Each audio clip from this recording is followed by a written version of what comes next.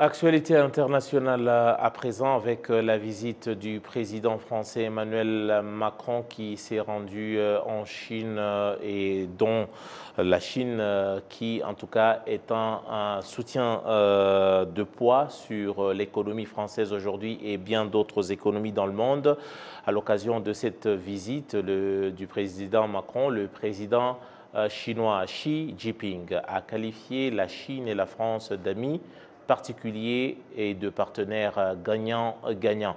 On va suivre ici le décryptage d'une consoeur de la télévision chinoise. Vu de Chine, le président chinois Xi Jinping a qualifié la Chine et la France d'amis particuliers, de partenaires gagnants-gagnants. Et d'où vient cette particularité? Une rétrospective rapide. La France a été le premier grand pays occidental à avoir établi ses relations diplomatiques avec la Chine en 1964. La France a aussi été la première puissance occidentale à avoir instauré avec la Chine un partenariat global, puis un partenariat global stratégique et un dialogue stratégique. La France a aussi été le premier pays occidental à avoir coopéré avec la Chine dans l'utilisation pacifique de l'énergie nucléaire et le premier pays dans la coopération intergouvernementale sur les marchés tiers. Beaucoup de premiers et aussi beaucoup de points en commun.